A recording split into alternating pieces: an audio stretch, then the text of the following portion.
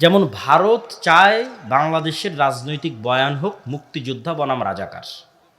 এটা হচ্ছে ভারতের নির্ধারিত ফ্রেম, এটা হচ্ছে ভারতীয় বয়ান বাংলাদেশকে বিভক্ত করার।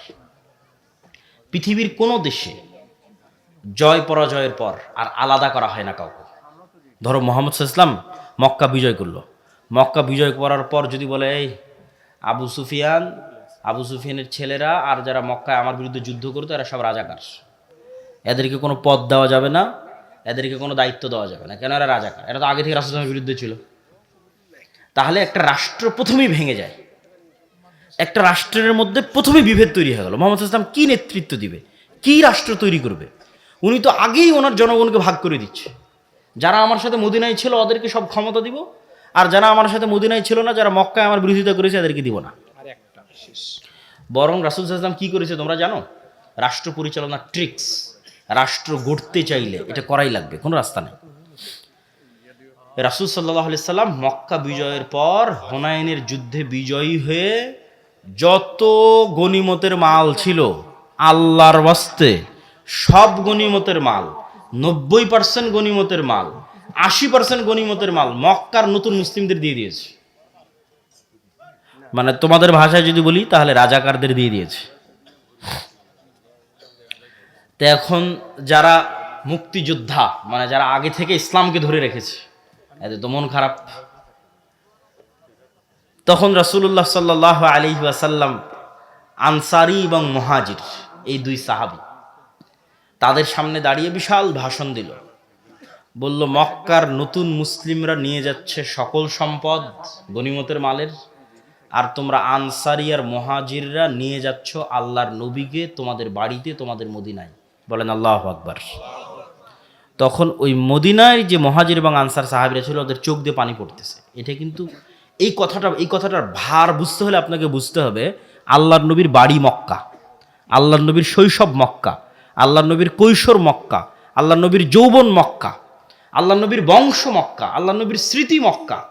তাহলে মক্কা বিজয়ের পর মন কি চায় না যে আমি মক্কায় থাকি? কোন মানুষ নাই যার মন চাইবে না যে আমি মক্কায় থাকি? তো রাসূল সাল্লাল্লাহু আলাইহি ওয়াসাল্লাম বলছে মক্কার মানুষরা নিয়ে গেল টাকা পয়সা, আর মদিনার মানুষ তোমরা নিয়ে গেল মুহাম্মদ সাল্লাল্লাহু আলাইহি ওয়াসাল্লামকে। বলেন আল্লাহু আকবার। তাহলে রাষ্ট্রকে বিভেদ করতে হয় না, ভারত চায় এই রাষ্ট্রটা বিভক্ত থাকুক।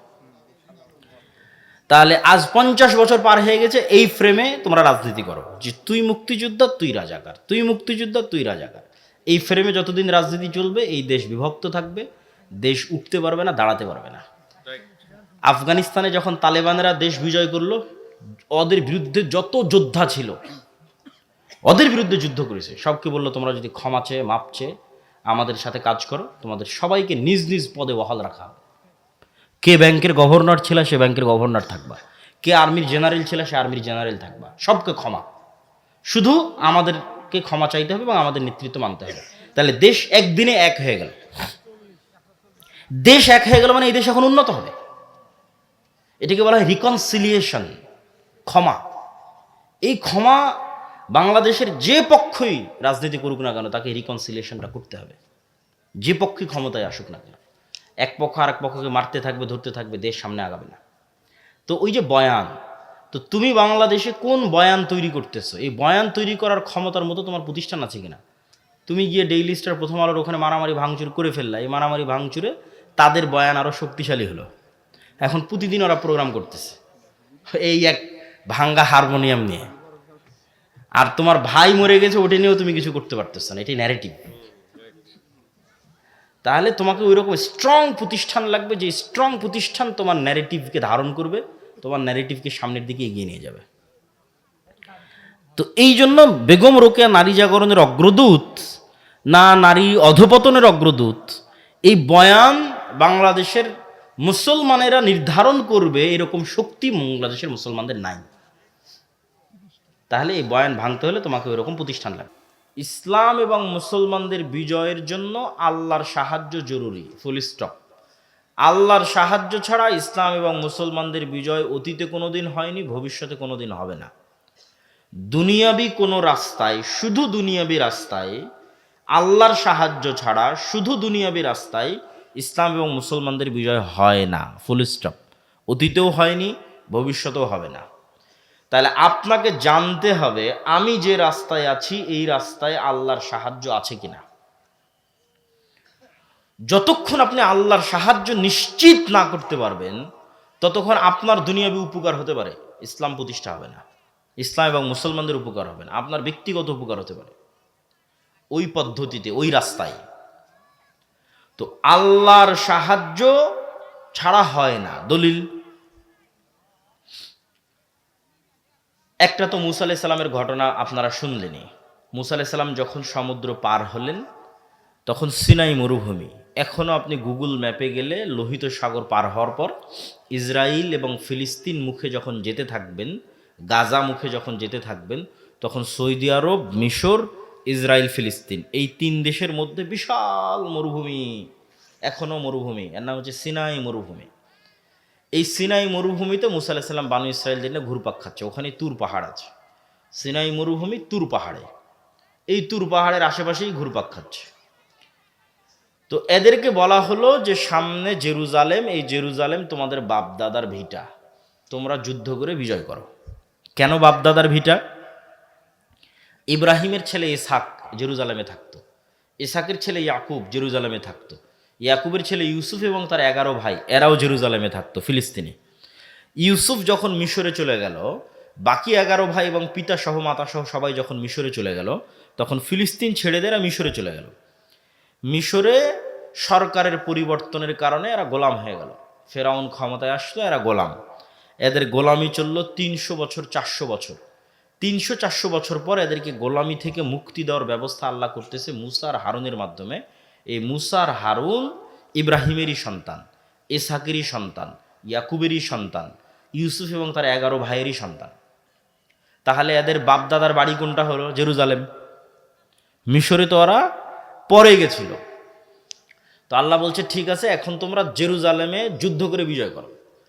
তো বানু ইসরাইল বলছে ইন্না ফিহা কওমান জাব্বারিন, জেরুজালেমে 40 তলা 50 তলা দেহের অধিকারী মানুষের আছে, আর আমরা ওদের সামনে পিঁপড়ার সমপরিমাণ, আমরা কেমনে এদের সাথে যুদ্ধ করি? আমালেকা গোত্র। তো মুসা তুমি আর তোমার আল্লাহ গিয়ে যুদ্ধ করো, আমরা পারবো না। তখন 2 জন মানুষ যাদের ইমান বিল গায়েবে ইয়াকিন ছিল, তারা বলল আল্লাহ যেহেতু আদেশ করেছে যুদ্ধ করতে, আমরা যদি করি আমরা বিজয়ী হব। ওদের ইয়াকিন ছিল, গায়েবে ইয়াকিন ছিল। তার মধ্যে একজন ইউশা বিন নুন। কিন্তু অধিকাংশ মানুষ যুদ্ধ করতে রাজি না হয়, আল্লাহ তাদের আযাব দিল 40 বছরের, যে মরুভূমির মধ্যে ঘুরপাক খাও 40 বছর। 40 বছরের আযাবের মধ্যে মুসা আলাইহিস সালাম মারা গেল। নতুন নবী হলো ইউশা বিন নুন। ইউশা বিন নুন বানু ইসরায়েলকে বলল ভুল হয়েছে, যুদ্ধ করতে হবে, তওবা করো, চলো যুদ্ধ করি। তওবা ইস্তেগফার করে যুদ্ধ শুরু করলো। যুদ্ধে বিজয় আনতে আর 4-5 ঘন্টা যুদ্ধ করতে হবে, জয় জয় ভাব, কিন্তু এখনো জয় হয়নি। আর এদিকে সূর্য ডুবে যাচ্ছে, সূর্য আর আধা ঘন্টা 1 ঘন্টার মধ্যে ডুবে যাবে।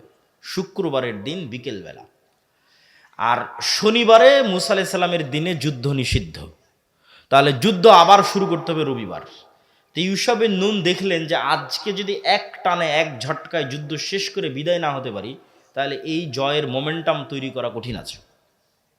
প্রতিটা জিনিসের একটা মোমেন্টাম থাকে, অতএব যুদ্ধ আজকেই শেষ করতে হবে। তো আজকে যুদ্ধ শেষ করার একটাই রাস্তা আছে, সেটা হচ্ছে সূর্যকে থামিয়ে দিতে হবে। কার মাথার মধ্যে এই বুদ্ধি আসতে পারে যে আজকে আমার যুদ্ধ বিজয়ের জন্য সূর্য থামাতে হবে? তাহলে কোন লেভেলের গায়েবে ইয়াকিন রাখতো ইউশা বিন নুন যে মাথার মধ্যে এই বুদ্ধি কাজ করতেছে যে এখন যুদ্ধ চালাবো, কাকে থামাতে হবে? সূর্যকে। দেখেন ইউশা বিন নুন আল্লাহকে বলতেছে সূর্যের দিকে ইশারা করে, আল্লাহ আপনি সূর্য থামিয়ে দেন। তো বান্দার বিশ্বাস যেমন, আল্লাহর সহযোগিতা তেমন। সহিহ বুখারীর হাদিস, পৃথিবীর ইতিহাসে প্রথমবার আল্লাহ সূর্য থামিয়ে দিলেন। আল্লাহু আকবার, প্রথমবার। তাহলে এখানে ইউশা বিন নুন দুনিয়ার শক্তিতে বিজয় হচ্ছে না আল্লাহর সাহায্যে? আল্লাহর সাহায্যে। এই একই জেরুজালেম আবার 200-300 বছর পর দাউদ, সুলাইমান, তলুত তারা বিজয় করতেছে জালুতের বিরুদ্ধে। এটাও কোরআন থেকে বলবো। তো আল্লাহ বলল তোমরা যদি যুদ্ধ করতে চাও, সামনে যে নদী আছে এই নদী পানি পান না করে পার হতে হবে, সাঁতার কেটে। এটা পরীক্ষা। এই পরীক্ষায় যারা পাশ করবে তারা যুদ্ধ করবে। তো পানি পান না করে পার হয়েছে 300 প্লাস মাইনাস সামথিং মানুষ, মাত্র 300। এই 300 মানুষ পার হওয়ার পর দেখছে যে জালুতের লক্ষ বাহিনী। তো লক্ষ বাহিনীর সামনে 300 মানুষ দাঁড়ানোর কোনো রাস্তা আছে? কোরআনের আয়াত, এই 300 মানুষের একদল মানুষ বলছে, কোরআনের আয়াত, লা তাকাতা লানাল ইয়াউমা বিজালুত ওয়া জুনুদি। আরে আজকে কিসের যুদ্ধ হবে? লক্ষাধিক মানুষের সাথে 300 মানুষের আবার যুদ্ধ কিসের? আমাদের তো কোনো শক্তিই নেই, যুদ্ধ সম্ভব নয়। আবার আরেকদল মানুষ বলতেছে, তাদের কথাও আল্লাহ কোরআনে তুলে ধরেছে, কাম্মিং ফিয়াতিন কালিলাতিন গালাবাত ফিয়াতান কাসীরাতাম বিইজনিল্লাহ। কত দুর্বল মানুষকে আল্লাহ কত শক্তিশালী মানুষের উপর বিজয় দিয়েছে আল্লাহর সাহায্যে। বলেন আল্লাহু আকবার। তাহলে 300 মানুষও লক্ষ মানুষের উপর বিজয়ী হতে পারে কার সাহায্যে? আল্লাহর সাহায্যে। ওরা যুদ্ধ শুরু করলো, দাউদ আলাইহিস সালাম নিজে হাতে জালুতকে হত্যা করলেন। দলিল নাম্বার 3, এটা শেষ দলিল, যে আল্লাহর সাহায্য ছাড়া বিজয় সম্ভব নয়। মুহাম্মদ সাল্লাল্লাহু আলাইহি ওয়াসাল্লাম বদরে, উহুদে, খন্দকে 3 যুদ্ধেই মুহাম্মদ সাল্লাল্লাহু আলাইহি ওয়াসাল্লামের 300, আবু জাহালের 1000, মুহাম্মদ সাল্লাল্লাহু আলাইহি ওয়াসাল্লামের 700, উহুদে আবু সুফিয়ানের 2000, খন্দকে মুহাম্মদ সাল্লাল্লাহু আলাইহি ওয়াসাল্লামের 700, আবু সুফিয়ানের 10,000। বদর, উহুদে তো মুহাম্মদ সাল্লাল্লাহু আলাইহি ওয়াসাল্লাম দুর্বল ছিলই, কিন্তু খন্দকে অসম্ভব। খন্দকে 10,000 সমান 700, 1000। তার মধ্যে আবার 300-400 মোনাফিক, তার মধ্যে আবার 3টা ইহুদি গোত্র, বানু কোরাইজা, বানু কায়নুকা, বানু নাজির। এরা তলে তলে বাইরের কাফের মুশরিকদের সাথে ওয়াদা দিয়ে রেখেছে, কোনো মতে মোহাম্মদকে ফালাও, আমরা তোমাদের সাথে আছি। তাহলে মুহাম্মদ সাল্লাল্লাহু আলাইহি ওয়াসাল্লাম মাত্র 500-700 মানুষ, আর বাইরে ঘেরাও করে আছে 10,000।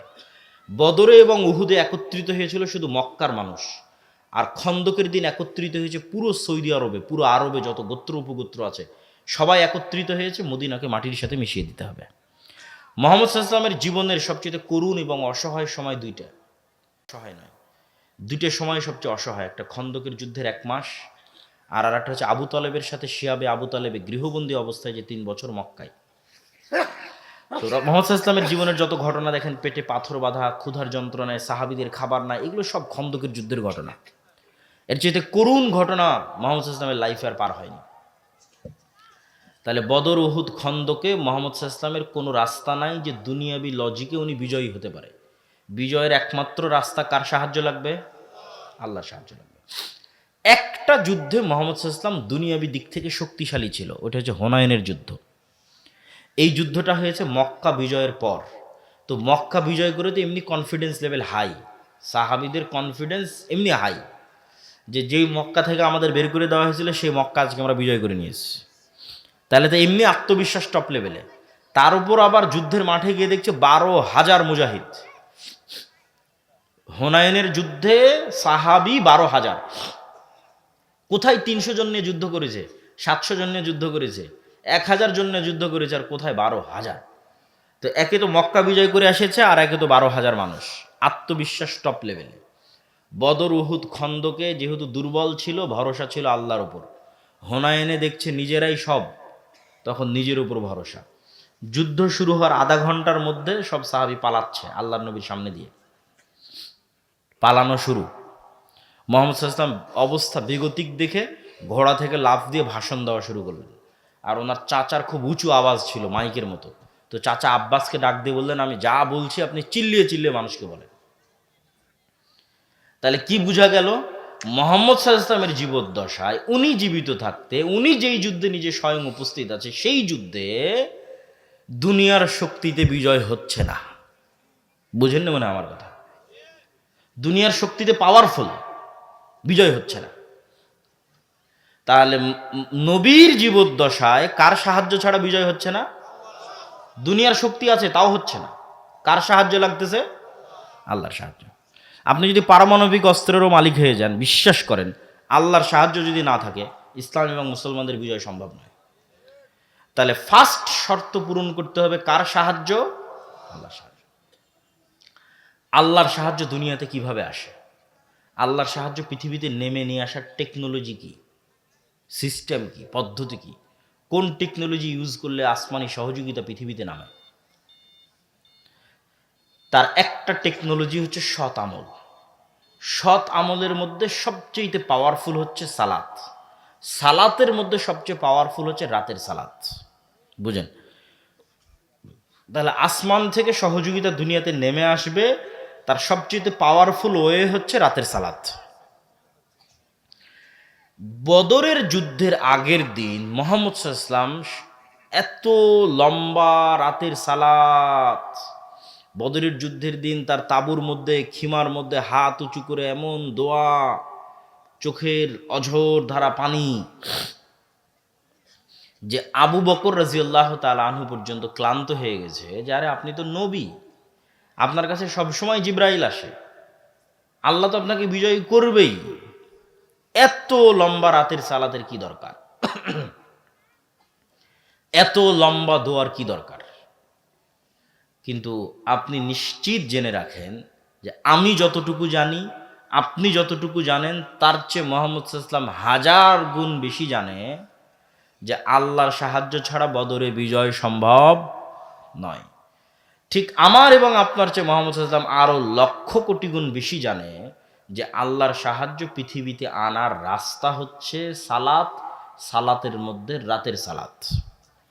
তাহলে এখন সামারি কি, রেজাল্ট কি, যেটা আমি আপনাকে বলতে চাচ্ছি, যে নবী মুহাম্মদ পৃথিবীর সর্বশ্রেষ্ঠ নবী হওয়ার পরেও বিজয়ের জন্য রাতের সালাতের মুখাপেক্ষী, লম্বা রাতের সালাতের মুখাপেক্ষী। আর আমি আপনি গুনাহগার হওয়ার পরও, নবী না হওয়ার পরও, রাতের সালাত বহু দূরের কথা, 5 ওয়াক্ত সালাত আদায় না করেও শুধু ভোট দিয়ে নাকি ইসলাম বিজয় হয়ে যাবে। সম্ভব নয়। যতক্ষণ মানুষ সালাত আদায় না করেছে ততক্ষণ আল্লাহ বিজয় দিবে না। আর যতক্ষণ আপনার ইমান বিল গায়েবে ইয়াকিন তৈরি না হয়েছে, যতক্ষণ আপনি আল্লাহর সাহায্য আনতে না পেরেছেন, আপনি চিন্তা করলেন যে শুধু দুনিয়ার রাস্তাতেই আমি কৌশল এবং পদ্ধতি অবলম্বন করব, করতে করতে মন্দিরও কয়দিন পর বানিয়ে দেওয়া লাগতে পারে। কয়দিন পর মন্দিরে আপনি মূর্তিও বানিয়ে দিলেন, পূজাতেও অংশগ্রহণ করলেন, ওইটা দিয়ে আপনি আল্লাহ সুবহানাহু ওয়া তাআলার সাহায্য আনতে পারবেন না। ওইটা যখন আপনার মাথার মধ্যে ঢুকে গেছে যে দুনিয়ার রাস্তায় একমাত্র রাস্তা, তখন এই রাস্তায় মানুষ চলে। আর যখন ইমান বিল গায়বে ইয়াকিন থাকবে, আল্লাহর সাহায্য নিয়ে আসার চিন্তা থাকবে, তখন পদ্ধতি হবে ভিন্ন, তখন রাস্তা হবে ভিন্ন। তাহলে আসমান থেকে সহযোগিতা আনতে পারে এরকম টেকনোলজির একটা বড় টেকনোলজি হচ্ছে সালাত। দেখেন, যুদ্ধের মাঠে আল্লাহর নবী সালাত আদায় করতে বলছে সাহাবীদেরকে। ওই সালাতের নাম সলাতুল খৌফ, যে অর্ধেক অর্ধেক ভাগ হয়ে যাবে, একদল যুদ্ধ চালাবে, পাহারা দিবে, আর একদল সালাত আদায় করবে। এখন যুদ্ধে বিজয়ের জন্য দুনিয়ার লজিক বলে সবাই মিলে যুদ্ধ করলেই তো ভালো, যত বেশি অস্ত্র ব্যবহার করব তত ভালো। সেখানে যুদ্ধের মধ্যে শক্তি ক্ষয় হলেও বলা হচ্ছে সালাত আদায় করো। তাহলে রেজাল্ট কি? রেজাল্ট হচ্ছে মুসলমানদের বিজয় কার সাহায্য ছাড়া হবে না? আল্লাহর সাহায্য ছাড়া হবে না। তাই তোমার কাছে পারমাণবিক বম থাক আর অস্ত্র থাক আর তরবারি থাক, সেটা দেখে লাভ নেই।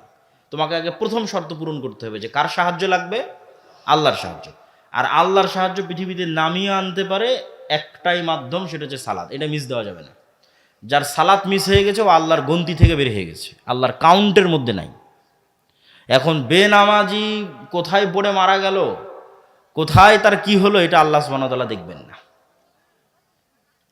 আপনাকে যদি আরও সহজ করে বোঝানোর জন্য বলি, যে আমরা মোবাইলে যেমন ফিঙ্গারপ্রিন্ট ইউজ করি, ফেস ভেরিফিকেশন ইউজ করি, ঠিক আছে, কোনো অ্যাকাউন্ট খোলার জন্য ডানে তাকাতে বলে, বামে তাকাতে বলে, তখন পুরো ফেসটা নেয়, নিয়ে মিলায় যে হ্যাঁ এটা ওরই ফেস, তখন ওপেন হয়ে যায়। তো এই যে পাসওয়ার্ড দিয়ে যে আমরা ফোন ওপেন করতেছি, ফিঙ্গারপ্রিন্ট দিয়ে, ফেস ভেরিফিকেশন দিয়ে আজকে অনেক কিছু ওপেন করতেছি। মনে করেন পৃথিবী এমন একটা সিস্টেমের উপর দাঁড়িয়ে আছে, লাউহে মাহফুজে প্রত্যেকটা ইবাদতের একটা চিত্র আছে। লাউহে মাহফুজে প্রত্যেকটা ইবাদতের একটা ফরম্যাট দাঁড় করানো আছে। আপনি যখন ওই ফরম্যাট পৃথিবীতে নেওয়া শুরু করেন, তখন একটা আরেকটার সাথে যখন মিলে যায়, তখন অটোমেটিক ওপেন হয়ে যায়। পাসওয়ার্ড মিলে গেছে, দরজা খুলে গেছে, এখন সাহায্য আসা শুরু হবে।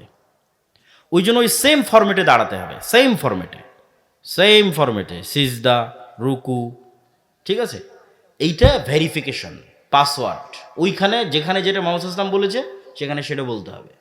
আপনি ওইটা বলবেন, ওইভাবে দাঁড়াবেন, আল্লাহ সুবহানাহু ওয়া তাআলার সাহায্য নামার রাস্তা অটোমেটিক ওপেন হয়ে যাবে। বলেন আল্লাহু আকবার। সালাতের সাথে আপনার সম্পর্ক নাই তো আপনার সাথে আল্লাহর সম্পর্ক নাই বাবা। তাহলে আপনি ওই যে মিছিল, মিটিং, নারায়ে তাকবীর এগুলো দিয়ে, সব কিছু দিয়ে ইসলামের বিজয় হবে না। পয়েন্ট নাম্বার 3, গোলামি থেকে মুক্তির জন্য আল্লাহর সাহায্য আসমান থেকে আনার একটা রাস্তা বললাম সালাত, আর একটা রাস্তা হচ্ছে সকাল সন্ধ্যার জিকির। ফরজগুলো তো করতেই হবে, অতিরিক্ত দুটা, একটা রাতের সালাত, একটা সকাল সন্ধ্যার জিকির। সকাল সন্ধ্যার জিকির কি? সকাল সন্ধ্যার জিকির এমন এক পাওয়ারফুল টেকনোলজি, শক্তি, প্রযুক্তি, পৃথিবীর এমন কোনো অসম্ভব নাই যা সম্ভব হবে না জিকির দিয়ে। There is nothing is impossible. পৃথিবীতে এমন কিছুই অসম্ভব নাই যেটাকে সম্ভবে পরিণত করা সম্ভব নয় জিকির দিয়ে। দলিল, দলিল ছাড়া কথা বলবো না। মুসা আলাইহিস সালাতু ওয়াস সালাম ফেরাউনের কাছে যাবে, এটা এক আশ্চর্য।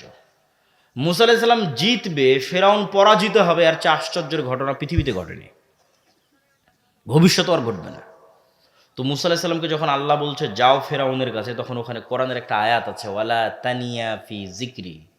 মুসা, ফেরাউনের কাছে যাচ্ছ ঠিক আছে, দায়িত্ব নিয়েছো ঠিক আছে, আমাকে জিকির স্মরণ করতে যদি ভুলে যাও তাহলে তোমাকে যে যে জিনিসগুলো দেওয়া আছে এগুলো কাজ করবে না। যে লাঠি ছাড়লে আর সাপ হলো না, লাঠি সমুদ্রে মারলা আর রাস্তা তৈরি হলো না, মানে আর ফাংশন করতেছে না।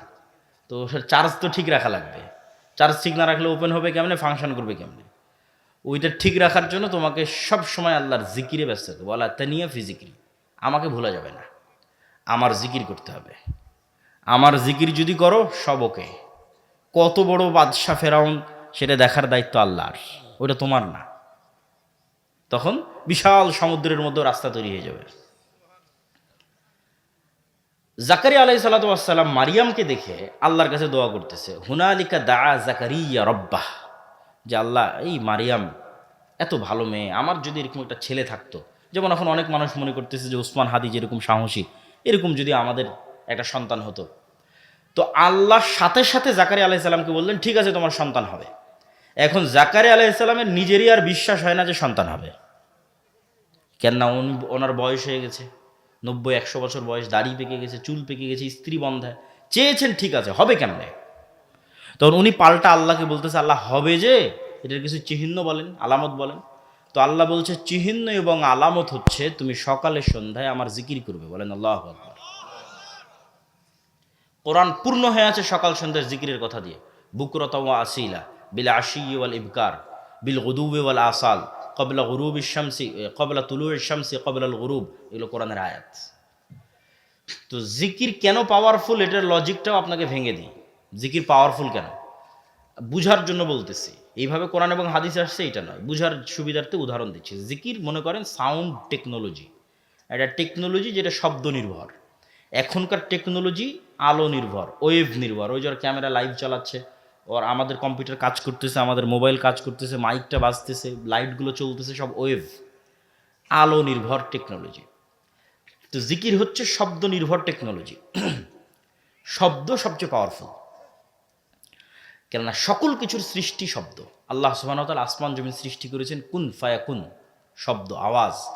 আবার সব ধ্বংস হয়ে যাবে ইসরাফিলের বাঁশির আওয়াজে, আওয়াজে ধ্বংস হয়ে যাবে। মানে আসমানকে এমন একটা সিস্টেমের উপর ডেভেলপ করা আছে যে ও ইসরাফিলের বাঁশির আওয়াজ বুঝতে পারবে, বাঁশির আওয়াজ রিসিভ করবে, রিসিভ করার মাত্র ফেটে যাবে, চৌচির হয়ে যাবে।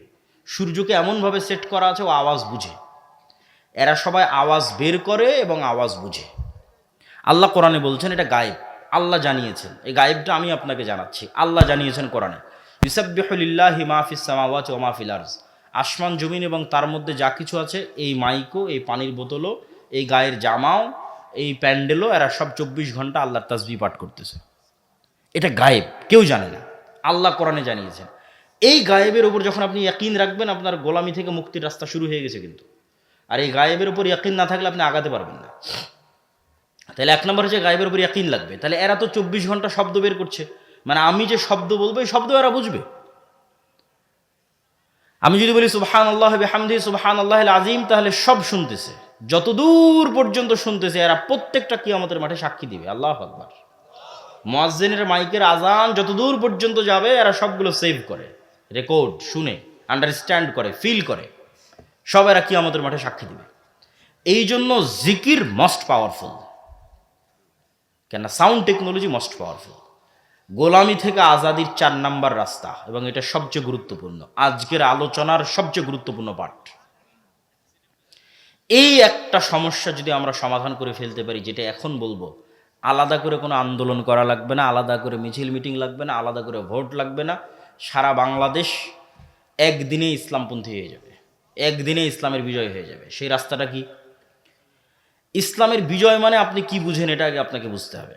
আপনি যদি মনে করেন ইসলামের বিজয় মানে এই পুরো পীরগঞ্জের মানুষ আজকে সবাই সালাত আদায় করবে, এই পুরো পীরগঞ্জের মহিলারা আজকে থেকে পর্দা করবে, তাহলে আপনি এখনো সঠিক বুঝটা অর্জন করতে পারেননি। ধরেন এই পুরো পীরগঞ্জের মানুষ সবাই মসজিদে আজকে কাল ফজর থেকে সালাত আদায় করলো, এটাও ইসলাম এবং অনেক জরুরি কর্তব্য। আজকে থেকে সকল মহিলারা পর্দা করলো, কিন্তু এই নামাজি মানুষরাই, এই পর্দা করা মহিলারাই একজন আরেকজনের উপর জুলুম করে, একজন আরেকজনের টাকা মেরে খায়, একজন আরেকজনকে ধোকা দেয়, একজন আরেকজনকে মিথ্যা বলে। তাহলে কি এখানে ইসলাম প্রতিষ্ঠা হয়েছে? এইটা যেই দিন বুঝতে পারবেন সেই দিন বুঝবেন যে ইসলাম প্রতিষ্ঠা হওয়া মানে কি। ইসলাম রাষ্ট্র ক্ষমতায় যাওয়ার বেসিক হচ্ছে ইনসাফ, ন্যায়, সত্যবাদিতা, বেসিক।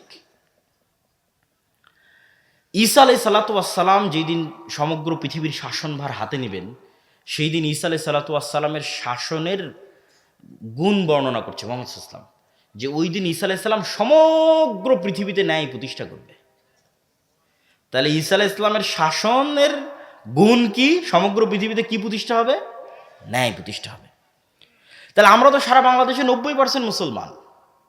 এই 90% মুসলমানের দেশে আলাদা করে ইসলাম প্রতিষ্ঠা করার প্রয়োজনই নাই।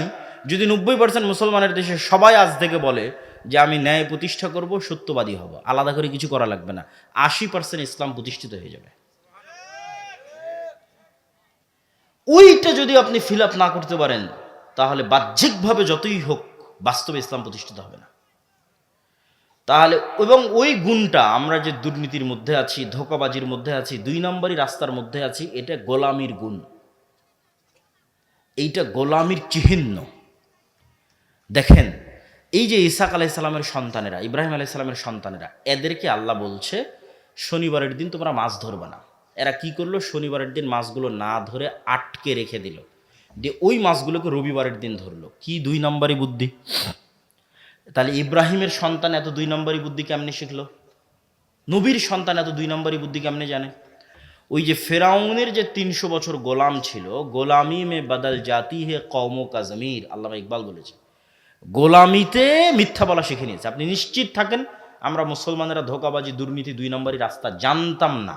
ব্রিটিশদের 190 বছর গোলামি আমাদের রক্তের মধ্যে এটা ঢুকিয়ে দিয়েছে। এর দলিল আমি আপনাকে দিতে পারবো, কিন্তু ওই দিকে যাচ্ছে না, সময় নষ্ট হবে। জাস্ট পয়েন্টের উপর ফোকাস থাকি, যে সত্যবাদিতা, ন্যায়পরায়ণতা নেতৃত্বের বিকাশের প্রথম ভিত্তি, আর মিথ্যা, দুর্নীতি, গোলামির প্রথম ভিত্তি। তাহলে যে সত্যবাদী, ন্যায়পরায়ণ ও নেতা, যে মিথ্যুক, ধোঁকাবাজ, 2 নম্বর রাস্তা অবলম্বন করে ও গোলাম।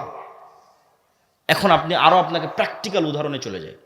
ধরেন উসমান হাদি, গণতন্ত্রের যে কালচার, এই কালচার হচ্ছে আপনাকে মনোনয়ন আনতে গেলে, সিট ভাগাভাগি করতে গেলে, ভোটে জিততে হলে আপনাকে এর বিরুদ্ধে, ওর বিরুদ্ধে, এর পক্ষে গ্রুপিং, লবিং, লিয়াজু, টাকা পয়সার লেনদেন, অনেক কিছুর মধ্যে বাই ডিফল্ট যুক্ত হতে হয়। এটা কালচার। ডেমোক্রেসি এই কালচারের উপর প্রতিষ্ঠিত। তাহলে যখনই আপনি ওই প্রত্যেকটা জিনিসের মধ্যে ঢুকতেছেন, তখন আল্লাহর গায়েবে নেতা হওয়ার যে ফরম্যাট ঠিক করা আছে, যে মানুষটা নেতা, ওই ফরম্যাটটা হচ্ছে আপনি শতভাগ সত্যবাদী হবেন, শতভাগ ন্যায়পরায়ণ হবেন। যখনই আপনি এই ফরম্যাটের মধ্যে ঢুকে যাচ্ছেন, তখন আপনি ওখান থেকে গোলামির যে চিহ্ন, সেই চিহ্নর দিকে যাত্রা শুরু করতেছেন। তো উসমান হাদি এই জায়গায় কি করেছে? সে নিজের জায়গায় শতভাগ সৎ এবং শতভাগ ন্যায়পরায়ণ থেকে তার জ্ঞান এবং মেধা দিয়ে ভয়েস উচ্চারণ করেছে, আওয়াজ উঠিয়েছে। তাহলে এইটাই হলো নেতৃত্বের বিকাশের শর্ত। আমাদের এরকম 500 ওসমান হাদি দরকার, এরকম 1000 ওসমান হাদি দরকার, যে শতভাগ সত্যবাদী থাকবে। কোনো দল, কোনো সংগঠন, কোনো মানুষ, কোনো ব্যক্তি কোনো কিছুর প্রতি দায়বদ্ধ থাকবে না। কারোর সাথে লিয়াজু মেনটেন করতে গিয়ে, লবিং মেনটেন করতে গিয়ে শতভাগ সত্য বলতে পারবে না, এই রকমের কোনো পিছু টান তার থাকবে না। জ্ঞানে থাকবে সর্বোচ্চ, যেটা লাস্ট পয়েন্টে আসবো, যে জ্ঞান। ইমান বিল গায়বে ইয়াকিন থাকবে, সৎ আমল থাকবে, রাতের সালাতে পাবান্দ, 5 ওয়াক্ত সালাতে পাবান্দ। এরকম 500টা যদি আপনি নেতা তৈরি করে দিতে পারেন, 500, তাহলে আমি এটা বাংলাদেশের ক্ষমতা অর্জনের রাস্তা বলছি না, এটা পৃথিবীর ক্ষমতা অর্জনের রাস্তা, যেটা কোরআনে দেওয়া আছে। এটা দিয়ে পৃথিবী বিজয় করা সম্ভব, সত্যবাদিতা এবং ন্যায়পরায়ণতা দিয়ে। এটা নেতা তৈরি হওয়ার রাস্তা, নেতা তৈরি হওয়ার বীজ। এখন আপনি কেমনে প্র্যাকটিক্যাল লাইফে আমার এই বক্তব্যকে ফিট করবেন যে ঠিক আছে, আজ থেকে আমরা গোলামি থেকে মুক্তি চাই। তা আবদুল্লাহ ভাই বলেছে, গোলামি থেকে মুক্তি পেতে চাইলে সত্যবাদী ন্যায়পরায়ণতার মাপকাঠিতে আসতে হবে, না হলে গোলামি থেকে মুক্তি সম্ভব নয়। তো আমি কেমনে চেক করব যে আমি গোলাম না নেতা? আপনারা যারা এখানে বসে আছেন তারা নিজে বুকে হাত দিয়ে জিজ্ঞেস করেন যে আপনার পিতার সম্পত্তিতে আপনার বোনকে ন্যায় এবং ইনসাফের সাথে ভাগ দিয়েছেন কিনা। হাসার কিছু না। যদি আপনি আপনার পিতার সম্পত্তিতে আপনার বোনকে ন্যায়ের সাথে, ইনসাফের সাথে ভাগ করে দিয়ে থাকেন, তাহলে আপনার মধ্যে নেতৃত্বের ক্রাইটেরিয়া আছে। দুনিয়ার দৃষ্টিতে না, আল্লাহ গায়েবে নেতা হওয়ার যে ক্রাইটেরিয়া নির্ধারণ করেছে, ওই ক্রাইটেরিয়ায় আপনার নেতার গুণ আছে। আর যদি আপনি ন্যায় এবং ইনসাফের সাথে বন্টন করে না থাকেন, ভালো জমিটা আপনি নিয়েছেন, নদীর ডোবা জমিটা আপনি দিয়েছেন, যেটাতে বেশিবার ফসল হয় সেটা আপনি নিয়েছেন, কম ফসল বোনকে দিয়েছেন, দেরিতে দিয়েছেন, গড়িমসি করেছেন, অথবা এখনও দেননি, নিশ্চিত থাকেন আপনিও যদি কোনো মতে এমপি মন্ত্রী হতে পারেন, গত 16 বছর তারা যা দুর্নীতি করেছে আপনি তার চেয়ে বেশি দুর্নীতি করবেন। তাহলে এই সিস্টেমে, ধরেন গণতান্ত্রিক সিস্টেমে 300 এমপি আমি নির্বাচিত করে দিলাম। এই 300 এমপি ধরেন কথার কথা, ধরেন আল্লাহ না করুক, ধরেন কথার কথাই 300 এমপি দুর্নীতিগ্রস্ত। তাহলে এই দুর্নীতিগ্রস্ত 300 এমপি আপনাদের দৃষ্টিতে নেতা, আর আল্লাহর লজিকে তারা নেতা না গোলাম? গোলাম। এই জিনিসটা যেই দিন বুঝবেন, ওই দিন গোলামের জিঞ্জির ভাঙ্গা শুরু হবে। এই জিনিসটা যেদিন ফিল করবেন না, মেরুদণ্ড বিক্রি করা যাবে না। ওসি, ডিসি, এসপি, মন্ত্রী, মিনিস্টার, ভাই ক্ষমতায় যারা আসে, এরা 3 বছরের জন্য, 5 বছরের জন্য, 2 বছরের জন্য। কিন্তু আর্মিতে যে জয়েন করেছে, ও তো রিটায়ার্ড না করা পর্যন্ত ওখানেই থাকবে। ওসি, ডিসি, এসপি, মন্ত্রী, মিনিস্টার যে হয়েছে, ওসি, ডিসি, এসপি, তারপরে এসিল্যান্ড, সাব রেজিস্ট্রার, এরা তো রিটায়ার্ড না করা পর্যন্ত আছে। তাহলে এই যে এরা তো সব আমাদেরই জনগণ, সাধারণ জনগণ। আর এক দলকে আপনি মিথ্যুক, দুর্নীতিবাজ, উমুক দলেই, তুমুক দলেই, সব তো আমরাই নিজেরাই দুর্নীতিবাজ। আমরা সাধারণ জনগণই তো দুর্নীতিগ্রস্ত। তাহলে এই OC, DC, SP, AC land, sub registrar, এদের 50% নামাজি। আমার কথাটা বুঝেন, আমার আইডিয়া যে 50% নামাজি। এদের 70% ওমরা করে, হজ করে। এদের 100% বিভিন্ন মসজিদ, মাদ্রাসা, ইসলামী সম্মেলনের সভাপতি, প্রধান অতিথি, বিশেষ অতিথি। 100%। ইজা হাদ্দাসা কাযাবা ওয়া ইজা ওয়া'আদা আখলাফা ওয়া ইজা তুমিনা খানা। কথা বললে মিথ্যা বলে, ওয়াদা করলে ভঙ্গ করে, যে দায়িত্ব দেওয়া হয়েছে আমানতের খেয়ানত করে। তাহলে পুরো দেশ একদিনে 80% ইসলাম বাস্তবায়ন হয়ে যাবে। দেশের এসি, ওসিল্যান্ড, সাব রেজিস্ট্রার, এরা তো কেউ হিন্দু নয়, সব তো মুসলমান, সব তো আমরাই, সব তো আপনাদের সন্তান, আপনারাই। তাহলে পুরো দেশে একদিনে 80% ইসলাম বাস্তবায়ন হয়ে যাবে যদি আমরা বলি আমার মেরুদণ্ড, আমার মেধা, আমার মাথা, আমার সিদ্ধান্ত টাকার কাছে বিক্রি করব না। 2 নম্বরই রাস্তা অবলম্বন করব না। যেটা সৎ, যেটা ন্যায়, যেটা সত্য, সেটা যদি আমার দলের বিরুদ্ধেও যায় তবুও বলবো, শেষ। সেটা যদি আমার নেতার বিরুদ্ধেও যায় তবুও বলবো। এই একটা মূল মানদণ্ডে আমাদের ভবিষ্যৎ প্রজন্মকে গড়ে তুলতে হবে। আমাদের ভবিষ্যৎ প্রজন্ম যারা বসে আছে তাদের শপথ নিতে হবে যে আমরা কিছুই না শিখতে পারি, অন্তত ওসমান হাদির কাছে এইটা অন্তত শিখি যে আমাদের মেরুদণ্ড বিক্রি করা যাবে না, পৃথিবীর যেখানেই থাকি না কেন, যে অবস্থাতেই থাকি না কেন। এটা হলো নেতা হওয়ার শর্ত, রাস্তা।